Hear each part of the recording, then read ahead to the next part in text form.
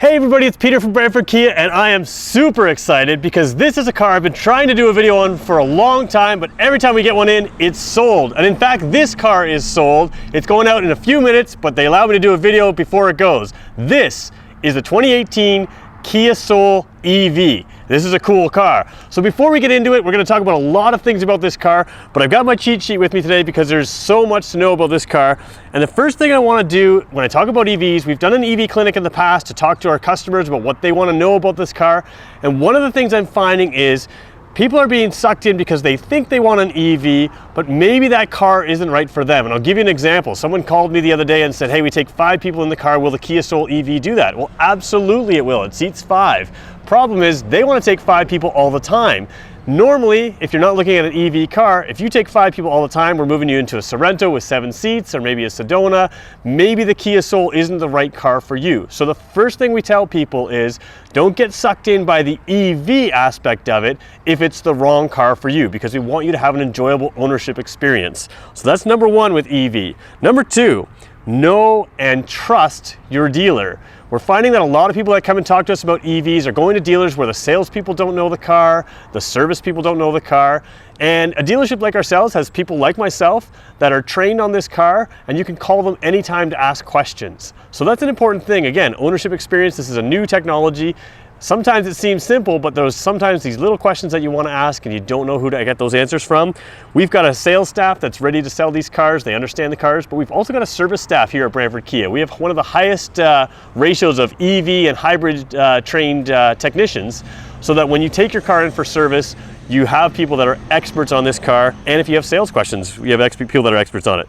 So that's an important thing to remember when you're buying an EV is dealer support, because that's going to come down. You're going to have to get the service at the dealer. You can't take it to your local shop. So do you trust your dealership? Do they have the trained people in place? And that's a big thing that we're trying to do here correctly at Brantford Kia. All right, moving on to the car. Let's talk about the car. We're going to talk about charge times. We're going to do a walk around. We're going to look at all kinds of things on this car. But one of the things I want to talk about that I think gets missed in a lot of these EV conversations is this vehicle is a shared platform. You've seen a Kia Soul before. This is a Kia Soul EV. Some people will tell you that, oh, platform not designed for an EV is a problem. Well, the problem with that is, or what we see is the benefit of a shared platform, is there's a lot of shared components. You've got a lot more on the road, a lot more testing is done, and that also keeps the componentry price down. It allows the availability of parts to be there.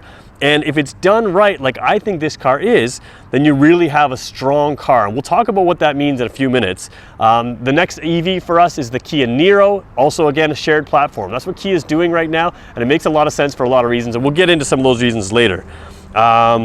So one of the things that if the car is done right, shared platform, there's no intrusion of the components into the cargo area. So this one, same amount of space in this one. You've got underfloor storage, so you've got a big cargo area, no intrusion in there. The shared components, that's easier to get parts, we talked about that. So let's talk about range. This is the first thing that people jump on me about. They say, hey, the Kia Soul hasn't got as much range as a couple of the other competitors. Yep, that's true. So here's the thing you need to know. More range makes this car more right for more people. So this one's rated at 179 kilometers of range. The way it sits, it's about 200 kilometers of real world mixed driving. It's rated at 197 when I turn it on at 99% right now. I've driven this car 100 kilometers and had 100 kilometers to go. So real world range, you can get a little bit more than 179, but it's rated at 179. If that's not enough for you, this isn't the car for you. Simple as that. But for a lot of people, this is the right car. So if you're a YouTuber and you're telling me that the range is enough and you want to leave comments, please don't, because I don't decide the range. What I do is tell you what it is, and there's a lot of people that feel that this is right for them. And if it's an in-town use especially, this car makes so much sense. So that's kind of a whole bunch of stuff that we're going to cover. We're now going to do a walk around of the car, and we're going to start under the hood. Any guesses what's underneath there? Let's go take a look.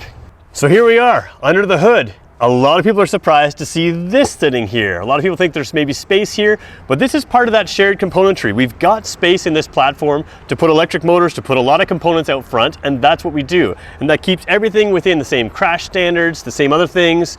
You know, all of the space that we have here, we can use it for our components, and it makes a lot of sense. The way the car handles, the weight is in the similar spots with some of these things. The other thing people are really surprised to see, and when we've done an EV information night in the past, people were surprised to see a regular car battery here. Why does an EV have a regular car battery? Well, this gets down to the shared componentry that we have. Our infotainment system, the radio in this car, is the standard infotainment system, has a little bit different software for the EV, but it's a lot of the same componentry. So that runs off of your 12-volt battery. So there's an example of the shared componentry. So if you had a problem with the radio, we can get one for you. It's a similar component to other things, and that's why there's a 12-volt battery in here. So 12-volt battery, the regular car batteries are in other places in the car.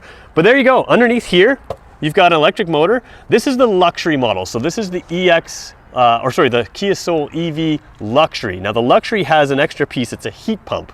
So what that does is it captures the heat that's created in the car just from regenerative braking, from the electric motors, and what it does is it sends that into the cabin when you turn on the heat. What that means is it's taking heat that's already there anyways and putting it in the cabin, which means you don't use as much electric power to create heat. So a nice thing on the luxury model that's available for you. The other thing I did is I opened up the charge port here. So there's a little, just the same as you would pop a gas door in a car, you press a button on the dash, this port opens up and you have two charge ports here. A stage 2 charger, which is this orange one here, and you have a black one, which is a stage 3 charger. Now, there's not a lot of stage 3 chargers at the time of filming, but more and more are coming. So the ability to have a stage 3 charger, which will charge this 80% in, let me check, I think it was about 30 minutes, but I have, my screen turned off. Let's double check. 80% charge in, let's see what we've got here, in as little as 23 minutes and up to 33 minutes. That's a stage 3 charger. While we're here with the charger, we'll talk charge times. 5 hours, 10 minutes to 6 hours on a stage 2 charger. Now a stage 2 charger is the charger you're going to have for this car. You can charge it with a regular plug, that would be called a stage 1 charger. That comes in the trunk, we'll show that to you in a minute. And you can plug the second end of that into here and the other end into a regular wall charger. That's gonna take you about 33 hours to charge though if you just have a regular plug. So when you buy this car, you're gonna get a stage 2 charger. Ontario building code right now, from 2017 and beyond, every garage is going to have the 220 plug that you need in it. It's part of our building code. So as far as installing the charger, not a big deal. Depending on where you live, what province, state, country, there's different incentives. Ontario, there's great incentives on this car at this point, and also on the chargers. So that's gonna make a difference on making this car more affordable. If you're outside of Ontario, maybe this car becomes less affordable, but Ontario government gives you good incentives to buy this car, and that's why we're talking about this car today. So stage 2 charger, which your stage 1 can charge into as well. Stage 3 charger when you're traveling, you can find those in the future especially, but maybe there's one on your trip. Those are all right there. To close that, simple like that. Let's take a look at the rest of the car. We're gonna go around to the back of the car, work our way through, get to the driver's seat. We'll take a full look at the rest of this car. So we've come around the back of the car now. This is again, Soul EV. The only way to really tell it apart, I mean, other than the color schemes, this is an EV specific color scheme.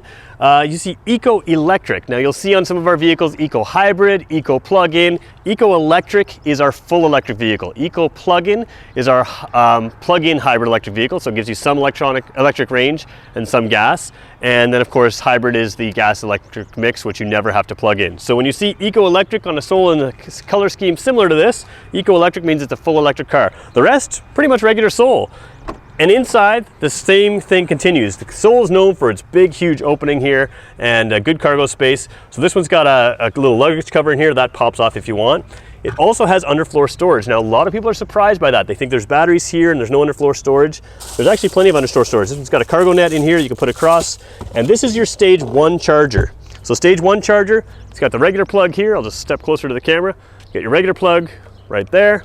And you've got your other end that goes in the car right there. This is the one that takes about 33 hours to charge, but the point is, anywhere you go with a plug, you can put charge in this car. If you head up to someone's cottage or something like that, you just plug it in there, you're there for the weekend, you'll have a full charge ready to go home on that. So underfloor storage, big opening here, fold down seats, regular car. That's the shared platform idea. Gives you a lot of the same components here, all this headrest, seats, plastic trim, very much shared componentry, easy to get, less expensive. So, and again, I'm about 6 feet tall, I'm wearing shoes, so 5'11", 6 feet tall. You got tons of space here, so if you're looking at this kind of car, do you fit underneath the hatch when it's up? Not a problem, lots of space, and that's what the Kia Soul is known for. We're gonna hop in the back seat, show you the space there as well, then we're gonna move to the driver's seat, talk about some of the EV specific things and just the Kia Soul things. Let's go and do that. So in the backseat of the Kia Soul, it's just like any other Kia Soul. This EV is very, very similar. A little bit different material choices, but you've got very similar design choices. You've got, like I said, material choices. The door handles have a little different color to them. The big thing I like is space. Again, I'm close to 6 feet tall, right around 6 feet tall. I've got long legs. I've got a ton of knee room and I've got a ton of headroom and I'm sitting nice and square. You can easily fit adults in this car.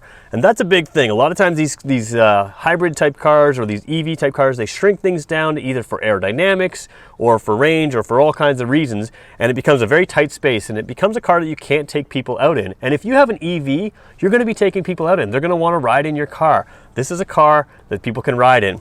Little touches that I like. You've got an armrest here, same as every other Kia Soul. Instead of falling flat to the seat, it sits up high properly, so your arm falls readily in place on it. It's got cup holders in there. I really like these plastic to the back of the seats here. So you've got leather trim seats in this car. Actually, it's a false leather. It's a sort of a animal friendly leather. It's not a real leather, but the plastic back here is great. If you've got kids or other people in the car, instead of scratching that leather or scratching the materials here, you've got a nice thing that's easy to clean. If you've got kids, they're not going to damage the seats. And you've got cargo nets here where you can put things like computers and other things. But yeah, very similar thing. The thing I like about this luxury model that we're in is you've got heated rear seats as well. And again, the heat on this car, as you're pumping heat through the car, that helps, or that takes some of the battery life. So when you have heated rear seats, that's going to make your guests more comfortable. And you can use the regular heat a little bit less if you wanted to, because you've got the option of using those electric seat heaters. So bottle holders in the door, nice design, comfortable. That's the big thing you see back here. Now let's move to the driver's seat. There's a whole bunch to tell you there as well. All right, so here we are in the driver's seat, and this is where things are kind of great, actually. A lot of EV, eco cars, they try to make things look really futuristic, really different, and that turns people off. Some people find it cool, and what I love about the Soul is it kind of does both. If you want to just get in and drive this like a regular car, you can get in and drive. It's got a normal gear shift lever that just puts it in gear and puts it in drive, and off you go. The steering wheel, all the controls look familiar. You've got navigation up here, which also has Android Auto and Apple CarPlay. Those two features give you navigation that's always up to date, and some voice control of your car all through your smartphone. But on the flip side, if you want some of that futuristic stuff, if you want some of that eco range, all the information, all of these displays will give you that. So whether it's your center display, this display inside the center of your dash here. But yeah, so basically, how does it work? What happens when you turn on the key? And that's what a lot of people forget is, they're used to turning the key or hitting the start button, the engine starts. So what happens in this one? Well, it's a keyless car. So you just keep the key fob in your pocket, and it has a button on the door. It'll unlock when you touch that button. You can hop in. You can keep this in your pocket, your purse, wherever it is. You press the start button on a Kia Soul that's down by the gear shift, and what happens is it lights up. It tells you it's ready to drive. It gives you a little green icon, tells you it's ready to drive in silence. So what I'll do is start it up right now. It's doing a system check like it would on every other Soul. The gauges look a little bit different, but very similar. And boom, car's running. There's no noise at all. So you have a little, like I said, a green icon that tells you the car is good to drive, and off you go. Turn it back off now. So let's talk about some of the features that are kind of cool in this car that make some sense for an EV mode. First of all, heated and cooled seats. We have that in a lot of our other vehicles. We have that available in the regular gasoline Soul. Why is it cool here? Because heated and cool seats help keep you cool. With this leather type fabric, sometimes you sweat in leather. The cooled seats are great to keep you from sweating, even if it is a little warm. And what is actually ventilated seats. There's no cooling there. What they do is they take the air conditioning, that's cool air that's underneath the seat, and they push it through. You get it on your back as well as on the bottom of the seat, and it keeps you cool. Heated seats, of course, as well, front and rear. You've got a automatic climate control. So the climate control is part of the EV type system. It uses your electric heat, uses an electric based air conditioning system. Again, no gas engine. So some of the things that are cool about the EVs and our hybrids is they have a driver only mode. Once you've got the car to the temperature that you want, you can click it in driver only, and it'll only use the vents that are blowing on the driver. So if you've got an empty car, you're not worried about heating up and cooling the rest of the car. Again, not a huge concern. If you use the heat, it'll work fine. I mean, most people aren't going to run out of range by doing that, but if you want to simplify things, be as efficient as possible, hit the driver only button, and then you're only cooling or heating the driver's area, which is kind of a neat feature. What else have we got? Automatic headlights, of course, the standard controls for radio on this side, and the standard controls for your cruise control here. So yes, you do have cruise control if people were asking. You can change the way the steering feels, drive modes on the steering. You've got your Bluetooth controls down here. Nice large display up top here. One thing I didn't mention as well, heated steering wheel. A lot of our Kia Souls, the EX and above, are coming with heated steering wheel. The EV comes with the heated steering wheel. Your charge port is here. Big thing I love about this car, kind of a unique thing, you can schedule your charge times. So imagine you have this car stuck in or put inside your garage. Some people use remote starters to heat up their cars in the winter or to cool it down in the summer. Of course, you can't do that in a closed garage. In this car, because it has no emissions, you can heat up and cool down your car. So let's say you leave every day at 7 in the morning. You can turn on, as long as the car is plugged in, you can schedule the car to warm up the car in the winter, cool it down in the summer.